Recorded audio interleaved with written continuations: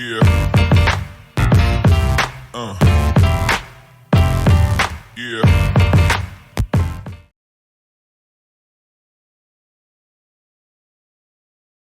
Welcome to the Forexation YouTube channel. Hope everyone's having a great day. And today I'm going to showcase why TradingView is the best charting platform there is. It's so versatile, so many things you could do and customize and just make it work for you. So I'm going to go over the 10 must-knows, and if I get carried away, it might go over 10, but let's go over the main 10 first, and if we got some bonus, we'll get some bonus at the end. First things first, you have to know about this is you could save your color schemes. So you could switch it to the light or dark. Obviously, we're on dark because the border and everything is dark and not white. But besides that main dark or light, you could customize the charts. So you could save different color schemes. I'm going to go through a few so you can see. The reason I had this is when I was trading stocks. One of the scanning sites I used, those were their color patterns. So I was just trying to line up the colors. So that's the blue I like. I just don't like the grid. So what I'll do is I'll go into the settings, make it all the way transparent, and then save as dark blue and white. I believe that's what I saved it as, yeah. I was wondering why the name didn't pop up on this one. Number 2 must know is if you're doing Forex, I mean even stocks, it'll have the events or futures. I put them on only future because I want, like, once time passes these events, which let me get off the daily so you can kind of see. Once we get off 5 a.m. this will disappear, 9 a.m. this will disappear. So that way you don't see all the past events. You could put the brakes on if you want, but really not that important to me. So make sure this is on if it's not already. And if you like how I have it set it up, only features. Another must know is going to be on the appearance, and it's going to be the top, bottom, and right margin. So when I'm 10 bar padding on the right, gives me just a little bit to see the future events. Sometimes I do 15, just depends on how I'm feeling that day. Bottom, again, how much padding.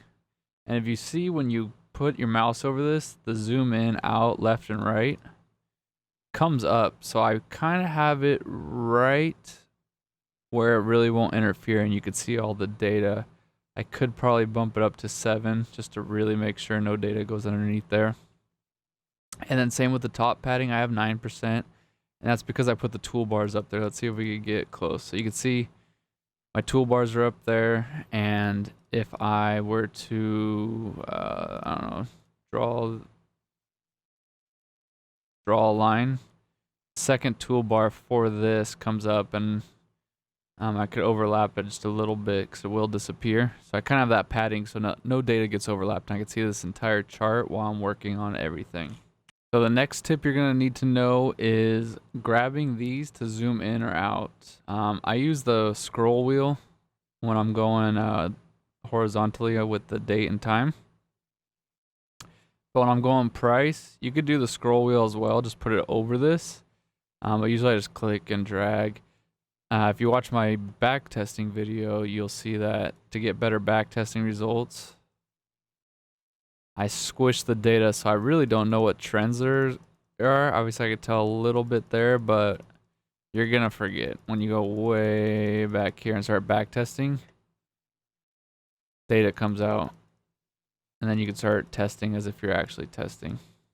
And then if you quickly just want to go back to maxing out the chart as much as you can, just click auto, and it'll snap back. Next tip for you is once you get used to drawing your setups and knowing what you're marking and the zones and everything, you're going to want to favorite everything by clicking this little favorite button. That way you get your custom toolbar. And you can turn it off by clicking this down here. You can turn the toolbar on or off. And they do overlap up here, so you could put it up here. But I like to put it just right below so I can still see everything and get the maximum space possible. So now that I have all the tools that I like and I use very often, you have to start saving profiles for them so you could even work even quicker. The name of the game is just making everything really efficient so you could get up, mark a strategy, and not waste time in the charts. So my favorite is my arrow. Put my 15-minute run on liquidity. It's there, and you can see when you click on it, you click here, and I have all different settings. So I have it when it's a black line. So if I'm doing a white chart background, I have the same tool, but it's black. So and then I have the white ones, and then I use this one the most, 15-minute, because that's the main. Another tip is the mouse. So there's crosshair, which I have right now, but sometimes I use the ball. I don't know, it just depends on my mood. Sometimes I like drawing up the squares with the ball. Just depends, but I favorite them both, so they're both here, so I'm ready to go. Drawing if I'm teaching, or if I'm just like taking screenshots, I can circle where I took profits. And now one of the more important tips, I think, once you kind of get your setup and you have certain strategies for certain pairs, you could actually save the chart. So we're on the back testing chart I saved. Usually it's on one of these pairs where I do my back testing on. My gold, I only do this long-term gold trading strategy. So my gold chart, this is saved on here. I don't have to keep switching through indicators back and forth. I have mine on here. This is what I use for gold trading. And I'm really price and time focused on Forex pairs. So really no moving averages or anything like that, just kind of zones I'm drawing, daily highs, lows, and then the time periods that I mostly trade, and market opens at key times. Now this tip is if you're a little more advanced, but we'll start the basic editing of it. So if you click the settings right here, it opens up the indicator, and you can kind of customize it with all the settings that were coded into it. And then once you change it, same thing, you could save as default. So if you just have certain settings, you want to keep it that way. Or if you save it in the chart, the settings save as well. Now what I was getting at is, let's open one of my codes. Just so, I mean, this is a public indicator.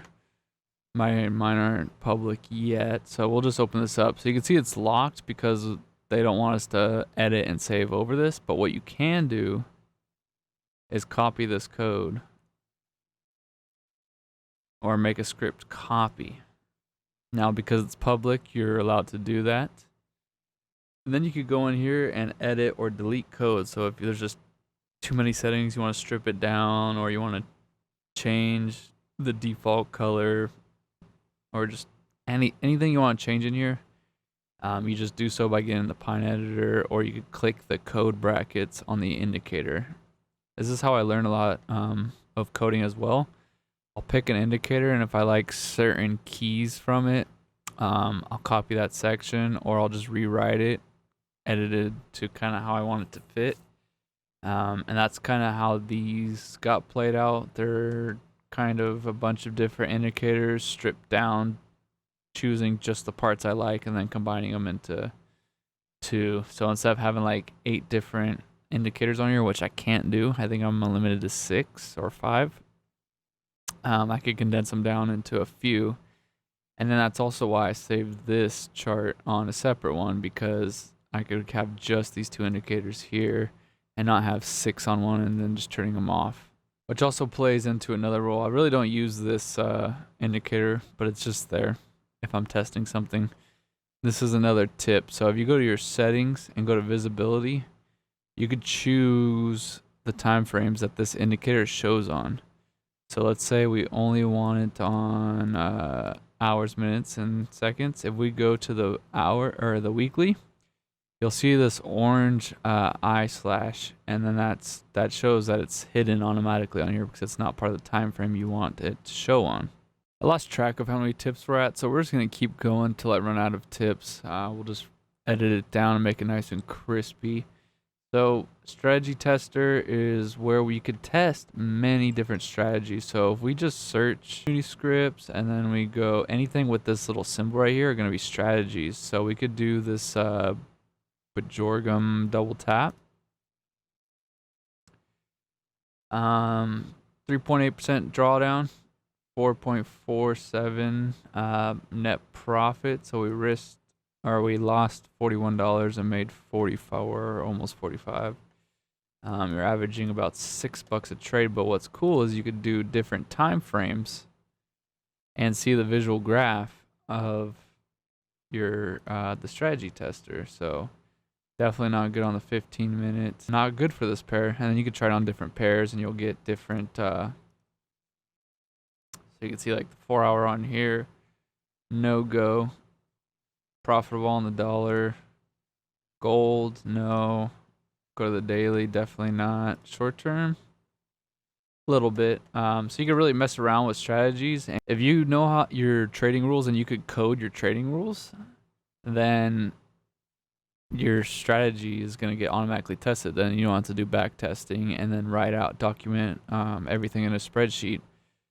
Which is nice, but I also like the fact that manually back testing and drawing out and looking at the chart form is really good muscle memory and helps you visualize the market. I'm going to send you guys off with one last tip, and this one helps a lot. If you're measuring price, obviously if I'm using these position tools, it'll tell you the pips. But if you hold shift and click, you could measure anything. So if you want to quickly measure, okay, that's 20 pips. Down here is 11, 41. Or you could do the range of the day. And then when you click again, it'll stay there until you click one more time to delete it. So you could see 11 hours and 30 minutes, 46 bars this way. You can see the volume. I guess that could help with stocks and stuff. And then you see the percent change as well as the pips. So I'm going to leave you with that one. I hope you just go through the charts and really experiment. There's so much to do in TradingView. I just remember I'm going to give you one last tip. If you hold shift, makes a straight line. If you shift, it'll do, what is that, 45 degree angles. So you could snap that in, draw your zones or whatnot. So that's the last little bonus tip for you guys. Remember, I'm not a financial advisor. I am not legal to give you financial advice. I am simply teaching you a software and how to use a software. It is up to you to figure out your strategy, risk management, how to trade, and all that. We may have some tips in the future on that, but right now I'm just getting you guys started with the platform, all the bells and whistles, so you could get into the charts, analyze, and plan your trades. Don't forget to like and subscribe, and we'll see you in the next one. Peace.